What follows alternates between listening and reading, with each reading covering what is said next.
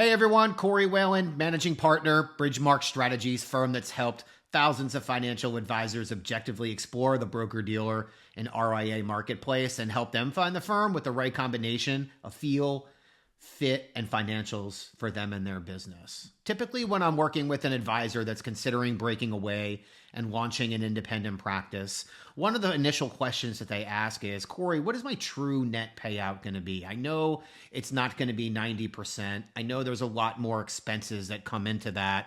I need to make sure that this is economically feasible for me and my family. And typically the answer to my question is, if you're doing over 700,000 in trailing 12 production, 99% of people are going to fall in between 60% of their top line trailing 12 revenue and 70% of their top line trailing 12 revenue.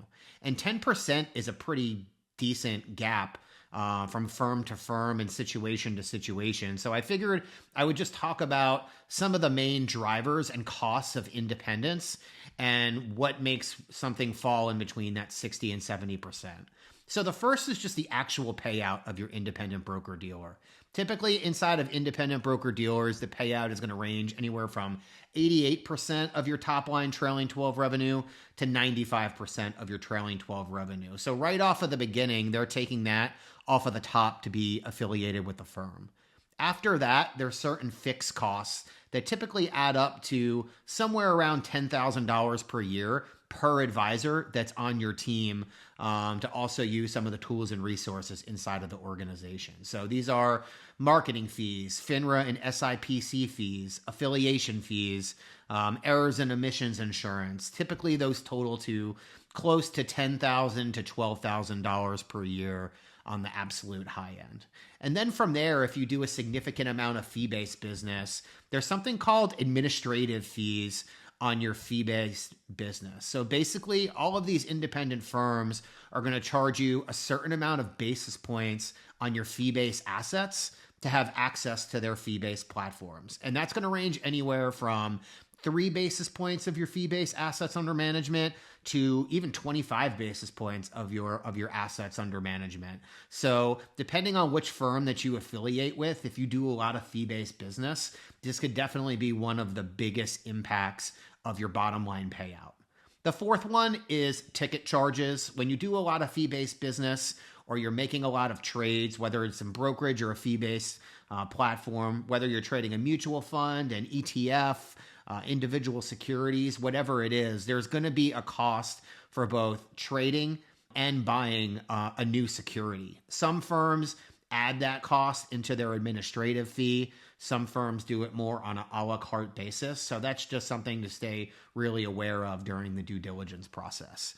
And then by far the most expensive cost when you're going independent is your local costs. And this is really where it varies the most because your local costs are things such as office space, benefits, salaries for your employees. Obviously, if you don't have an administrative assistant and you decide to work out of your home, your net payout is going to be significantly higher than someone that has Class A office space, multiple administrative assistants, the best benefits in the industry. So that's something that's going to really impact that gap between that 60 and 70% payout that we talked about before.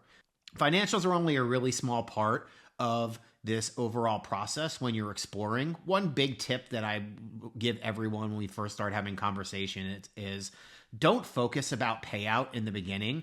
Focus on the fit, the tools, the capabilities of the organization to make sure if it's somewhere that you really want to be long term. Number one, if the fit is there, a lot of times working together through negotiating, if we find the overall fit, we could figure out ways to potentially make the financials work. But also as well, with every single firm you have a conversation with, the reason I'm telling you to not focus on that in the beginning is because they're going to give you something called a pro forma or a profitability analysis. And that's basically just going to say your top line trailing 12 revenue minus all of your broker dealer costs, minus all of your local costs, what your potential net payout is going to be at the end of the day. So instead of wasting time and trying to figure that all out on yourself on the beginning, they're going to make it really easy for you and just kind of be able to give you something to stack rank against some of the other broker dealers out there in the industry.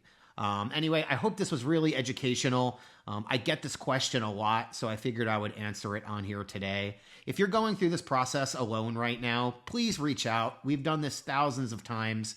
We know all the best practices, the things to avoid, the pros, the cons, the nuances of these different firms out there, and could just help make this process so much easier for you.